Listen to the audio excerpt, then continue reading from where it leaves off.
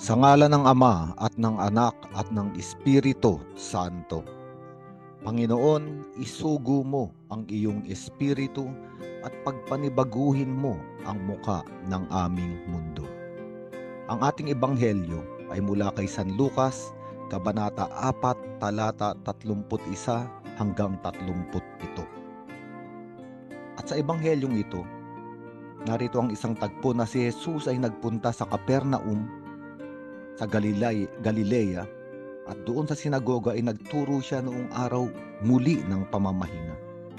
At namangha ang lahat sapagkat may kapangyarihan ang kanyang pagsasalita.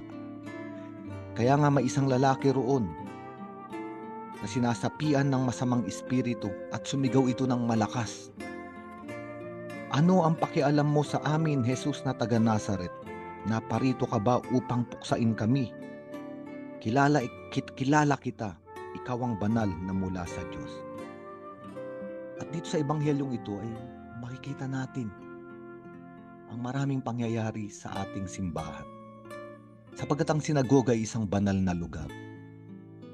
Ngunit kahit pa nga sa banal na lugar, ay may taong sinasapian ng masamang espiritu.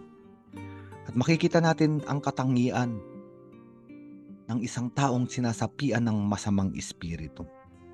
Sa gitna ng katahimikan, sa gitna ng pangangaral ng banal na kasulatan, siya ay sumigaw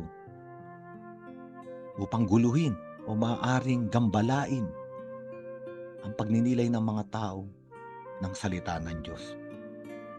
Ayaw ng masasamang espiritong makinig sa salita ng Diyos.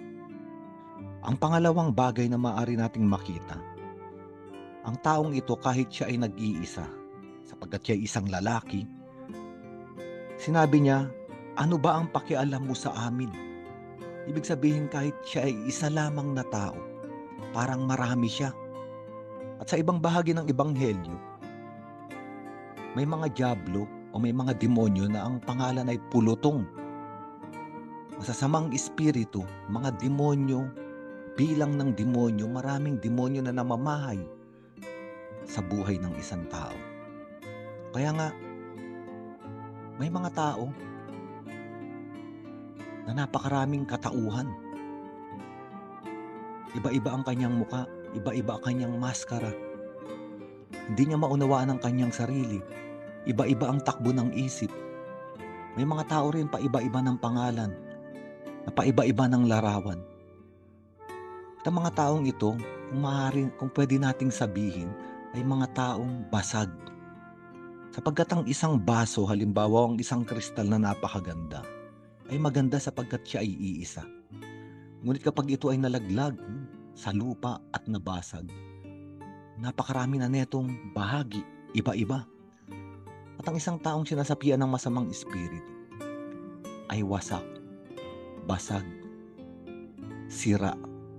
Kaya nga hindi niya makilala ang kanyang sarili kung sino ba siya, sapagkat napakarami niyang katauhan. At ang pangatlo, katangian ng isang taong sinasapian ng masamang espiritu, ang paningin niya sa pagdating ni Jesucristo ay para puksain siya o para pahirapan siya. Kaya nga itong mga katangian na ito ay maaaring malaking tulong sa atin.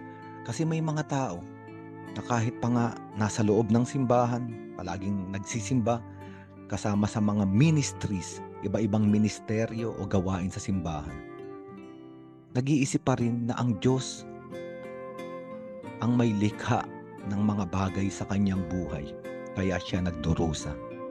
Sa madaling salita, katulad netong taong inaalihan ng masamang espiritu, katulad netong masasamang espiritu, na para bang ang Diyos ay naparito lang para pahirapan ako, para pabigatin ang buhay ko. Kaya nga bagamat nasa loob siya ng sinagoga, o tayo maaring nasa loob tayo ng simbahan, walang totoong karanasan ng pag-ibig ng Diyos. Palaging pinaghihinalaan ang Diyos na para bang ang Diyos ay isang banta o siya ay nagbabanta para pahirapan tayo sa ating buhay. No, kaya nga, ang ginawa ni Jesucristo dito sa ating ebanghelyo, sinabi niya, tumahimik ka, lumayas ka sa taong iyan. At ito ang naisipahayag nitong mabuting balita sa atin ngayon. Kung itong masasamang espiritu, itong kapangyarihan ng kadiliman, hindi natin alam, ay nasa ating buhay, nasa ating katauhan. Kaya nga, ayaw natin makinig ng salita ng Diyos para bang tayo ay nabibingi. O maaring di natin makilala ang ating sarili. Parang napakaraming bahagi sa ating buhay. Di natin alam kung anong pipiliin. Di natin alam kung anong gagawin. O kaya naman, nag-iisip tayo na ang Diyos ay Diyos. Hindi upang tayo ay mahalin, kundi upang tayo ay pahirapan. Ngayon ang mga kaisipan na ito, na hindi naman talaga galing sa Diyos, ay pinatatahimik ng kalangitan. Kaya sabi ni Jesucristo, tumahimik ka, lumayas ka sa taong iyan. At ito ang ating panalangin. Maaari nating sabihin sa Panginoon, Panginoon, narito ako ngayon sa iyong harapan. Hindi ko alam ang aking buhay. Hindi ko nakikilala ang aking sarili. Ako ay naiinip sa tuwing makikinig ako ng salita ng Diyos. Iniisip ko na kapag ako ay magsisimba o dadalo sa mga gawain sa simbahan ay para bang inaagawan mo ko ng oras. Inaagawan mo ko ng kaligayahan. At minsan ay iniisip ko rin na ikaw ang nagpapadala ng mga pagpapahirap at pagsubok sa aking buhay sapagkat hindi mo ko iniibig. Ngayon kung ito ang ating kalagayan, sabihin natin kay Jesus, Panginoon, utusan mo ako. Utusan mo rin ang mga kaisipan na ito, ang mga kalooban na ito na manahimik.